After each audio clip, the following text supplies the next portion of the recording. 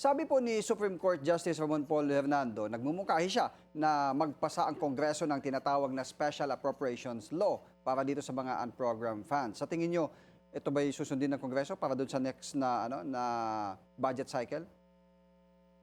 Um, yung pong unprogrammed funds, naging Mhm. controversial yan, no? Yes. Dapat ngayon ay wala nang kaagaw yan.